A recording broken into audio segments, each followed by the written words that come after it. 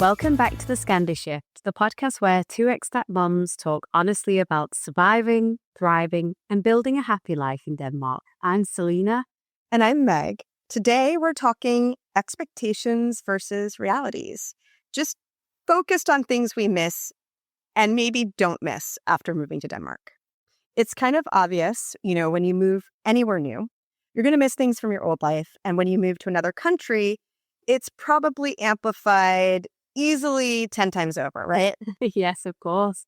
But I think what most people don't realize is that there are things you're so sure you'll miss, and then you don't, or maybe not in the way that you expected. And then there are things that never even crossed your mind. I think we've all had those moments that you end up missing a lot.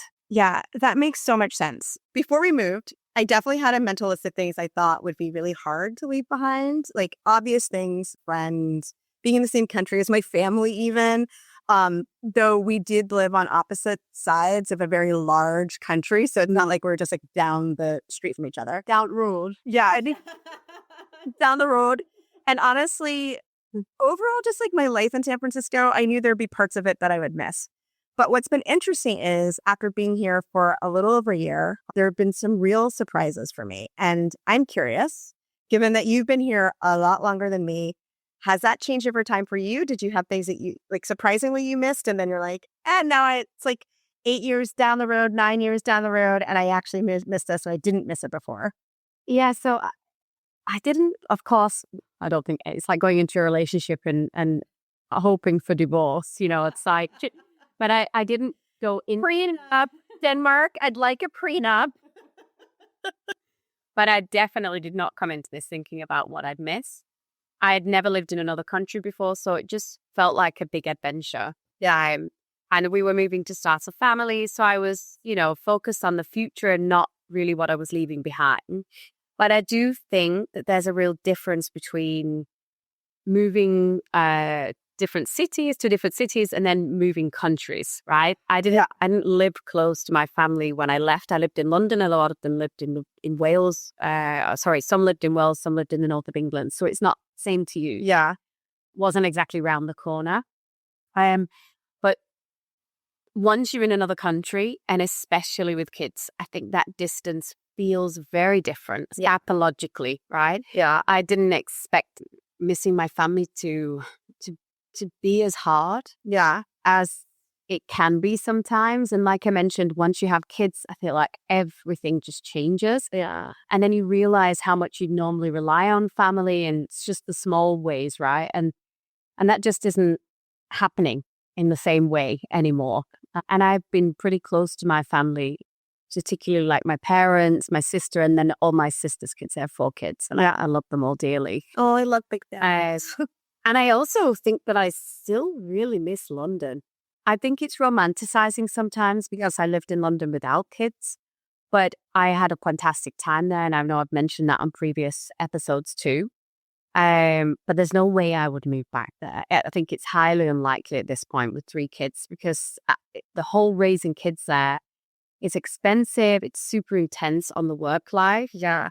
But yeah, I like the energy, and I just love the vibe of London. I think it's a great place. Yeah, I kind of feel similar to San Francisco in terms of missing the vibe. Obviously, I had kids when I was there, but you're kind of missing a version of your life without actually wanting to go back to it. Exactly.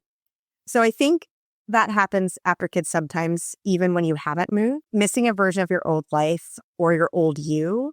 The part of my old life in San Francisco I miss is my friends. And I talked about them before, but I really miss just having that physical closeness, being able to say, let's grab a drink or let's do something tonight. And it just happens. We're good at staying in touch. Voice notes. I love voice notes. They're a really good one. Messages, obviously. And some of those friendships are still really strong, but it's not the same as that in-person, effortless rhythm. And I think it's a theme. It's not just the people, it's the way you interact with them. Like, you do miss the city. Like, you miss London. I miss San Francisco. I don't miss all of it. I don't miss the vamp it. Like, vamp it? Is that the word I'm looking for? I don't even know. Any content. Yeah. But like, huge amounts of homelessness and just don't miss that. No, I don't. I don't miss that. But I do really miss my neighborhood. I really miss the beach. I miss the beach so much. But you can't swim there. It's super cold water, undertows, and sharks. We have sharks in the bay. So you're not really swimming in it, but it is that idea of like feeling the sand in your toes and walking along. Yeah. And that, yeah, just the feeling of it and the nostalgia of it. And that kind of flows into a big thing for me, like food. I miss certain foods. I miss the variety and quality of food. And honestly, affordability. It's just not the same here. It is crazy expensive to eat out here. And we've talked about it, but the other day I met a friend. Actually, it was very pleasant and impromptu meet up with a friend where we got like a couple beers and some snacks. And the snacks consisted of one order of French fries, pomfrita, one order of pomfrita, yeah, and a can of sardines. So 2 beers, can of sardines, pomfrita. What do you think is that? I have no idea. 400 krona? Yeah, probably about that. It was the equivalent of $60 US. So like 400 lived here after so many years. Yeah. I already was like, I know exactly. You're like, yeah, that sounds about right. that's not cheap. Yeah. Yeah, but $60. I know. $60. Like, come on. That is a lot. Yeah, Yeah. that's too much. It's not the same. And I do think that's interesting because for me, it's less about variety and more about some of these like specific traditions. I really miss things like Sunday roast. That was such a big thing in England and still is every Sunday. Either you're making it at home or going out somewhere really nice. And when I lived in London, it was often the latter, of course, because no one really cooks that much. There's just something, I just love it. I love everything about it. I love the food, and I just like the fact that it brings people sort of, it's a reason to get together. Yeah. Oh, Yeah. I think we should start bringing Sunday roast back here. There is a place, sorry, side tangent now, but there is a very nice hotel in town that had promised to start up Sunday roast, and I think they might have done it. Is it kid friendly? Can we go the next Sunday and bring all the kids? Maybe we can also go alone. What? Oh my God, it's a date. I'm on it. I love it. I'll tell you about it. We keep it secret until we've experienced. Exactly. We can't share unless we know it's good. But yeah, I mean, one of the biggest changes to me here was the ability to be spontaneous. Yeah. And that is not just a cultural thing. That is because I had children. I was pregnant 1 year after moving here. So, I didn't exactly like live it up in Copenhagen like I did in London. It was a very different lifestyle for me. But when I come back to London and I think about some of those things, it's like my old job. You raise your hand and you say, who wants to go out for dinner tonight? And then literally at least 10 people will say yes at any given time. You're a huge group. It's such a massive part of living in London is going to work, working really hard, then eating out. You're rarely at home. Yeah. Which is also why I find that hard to figure out how would you manage that with the kids. Life would look very different. Yes. But when I first moved here, I really missed that. Of course, you get used to it. Like now I'm just used to it. It's just not the way of life. It's way too expensive to eat out all the time here. And I think when you talked about value, I'm not sure I would, spending, let's say, 3,000-4,000 kroner a week on eating out every day. I'm not sure I would see the value in that, now, to be honest. No. But just because everything is planned well in advance here, it's hard to do those things last minute. I think we have a good community. Yeah. I have some really cool friends that I know I can just message you or some of the other do it, let's go. And even with kids, we managed to make it work. So we still have it. Yeah. It's just in a different form and it doesn't happen as much. Yeah. And then the last thing is, maybe certain stores like John Lewis. I really like John Lewis for kids' clothes. And not that I was buying kids' clothes per se when I lived there, but actually over the course of the years that I've been here, whenever we go back, we would go to 2 stores, Next and John Lewis.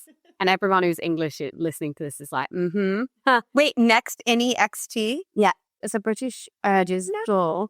But of course, the prices are hiked up. You can order it here and then they charge you for, maybe they charge for delivery now as well as returns. It's so expensive. Like you just can't, you go into the store in England. Yeah. It's like 2/3 cheaper. I mean, it doesn't make any sense. So I used to go and, you'd be like a hoarder.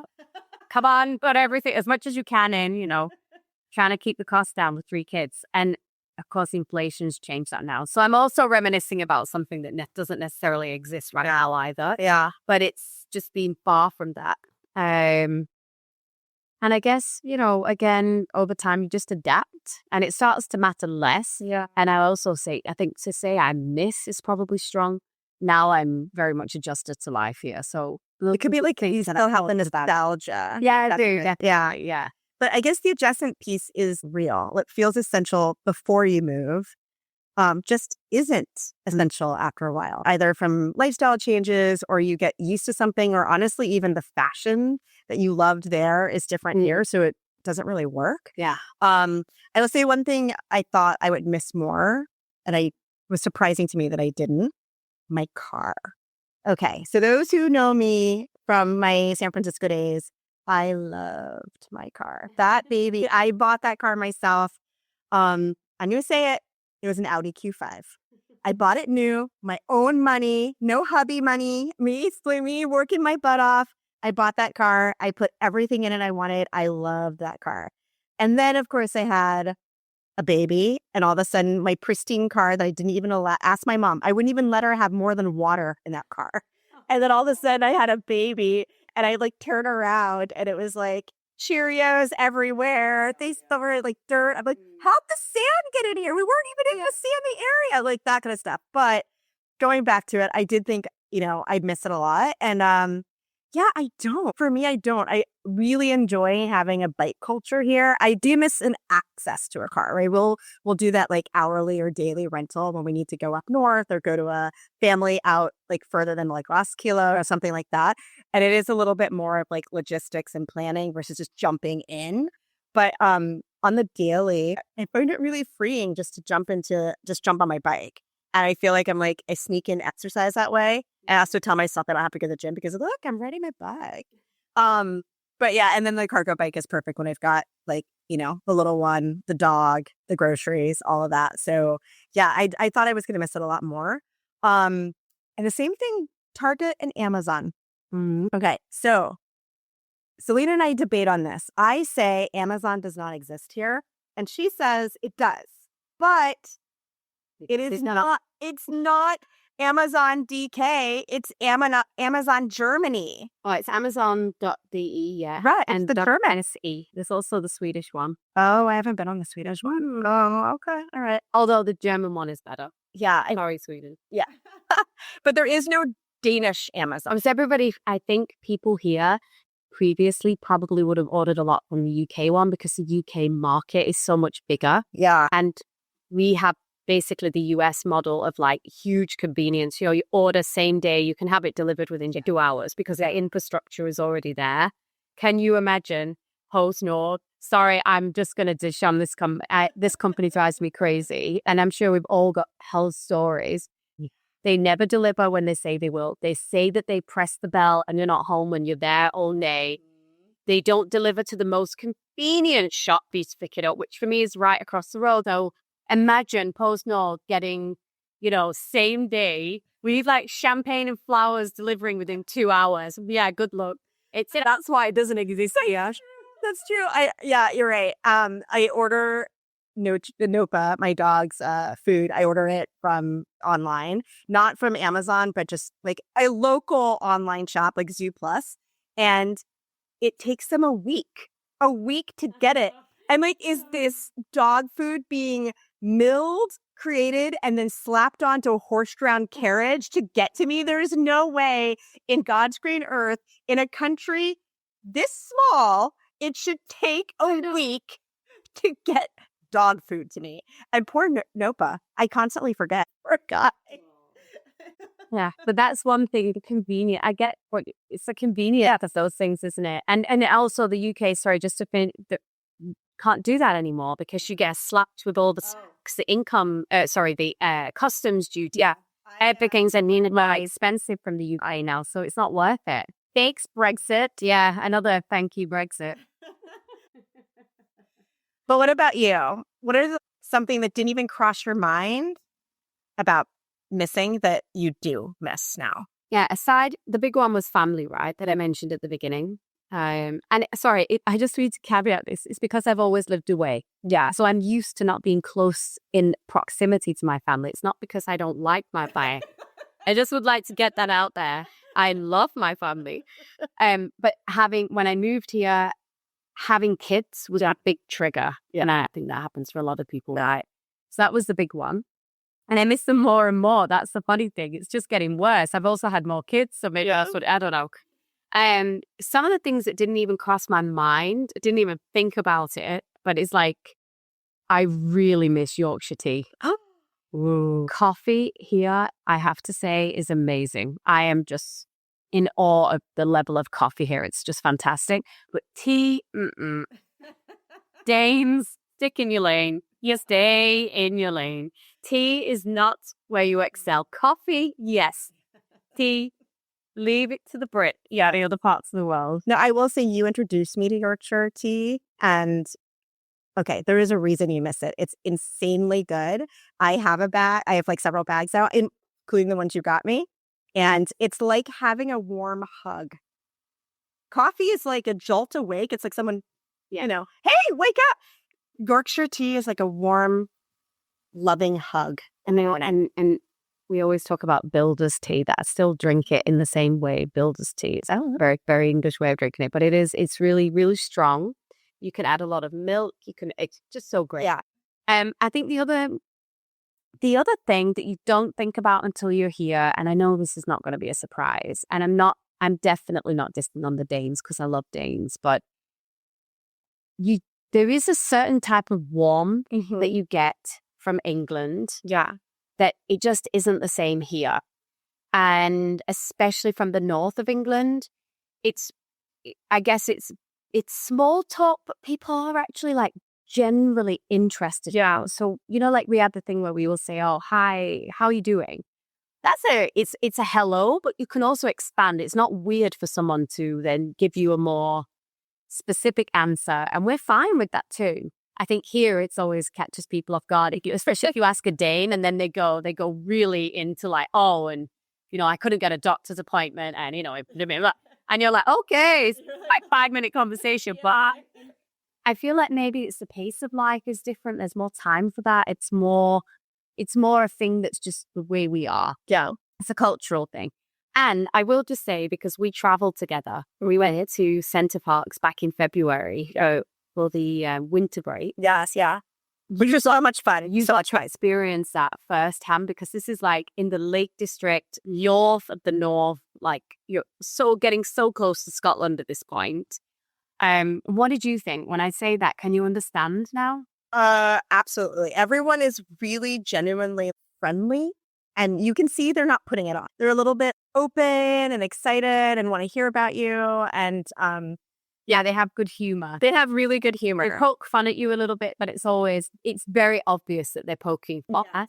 And then there is the dry sense of humor, where you get like a cheeky comment here or there, but it's all in good fun. And I felt really good when we came back from that trip. It was like I got my injection of warmth in the darker depths of winter. Yeah. So that is me being honest. I think there is something here that's just different. Although I love my life here and I do talk to people. I'm still a bit northern like that. I make small talk, especially people with dogs and kids. But it is different. Yeah. I think that you and I are similar to that in the fact, so Washington, D.C. is where I grew up in case people didn't know. Because I know I talk about California a lot, but Washington, D.C. is also a bastion of like being warm and greeting each other on the street and saying hi. Like you're just walking the dog and you're like, hi, hello, whatever. But yeah, I think where you miss this like warmth, I still am razor focused on how much food I miss. Yeah, and then hit us with the list. What's the shopping list now? Okay, so one of the biggest things I miss, and I didn't think it was going to be a problem here because I'm like, hey, we live on an archipelago. Denmark is a country made of islands, so that means we're surrounded by water. So you would think you'd be able to get really good sushi here. I know sushi does not come from here, but the thought is there, right? You're near the water. That's where the fish are. Like, things should be fine. It should be easy. I really have to say that although I found some good sushi places, the variety of fish is not there. And things that were just standard for me in San Francisco, like uni, clam, scallop, octopus, like it is nowhere to be found in the sushi that is here. And I find that to be hard. And there's most of the sushi rolls are fried in some way. So yeah, I love how you say I find that to be hard. Like, I mean, that makes a real difference. It makes quality of life.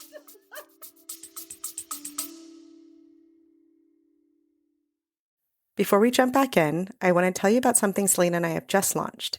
We talk so much on this podcast about belonging, friendship, and how hard it can be to really meet people when you're building a life in Denmark. So we decided to create the kind of evening we wished existed. It's called Across the Table, and it's a small dinner series in Copenhagen for Danes and internationals who want to do something cool, meet interesting women, and have a real conversation. Each gathering is set somewhere a little special, from art galleries to other beautiful spaces around the city, with food, wine pairings, and conversation built around one table. Our first dinner is on June 11th at Gallery Lorient in Frederiksberg, with a private tour of the exhibit followed by dinner, wine, and conversation.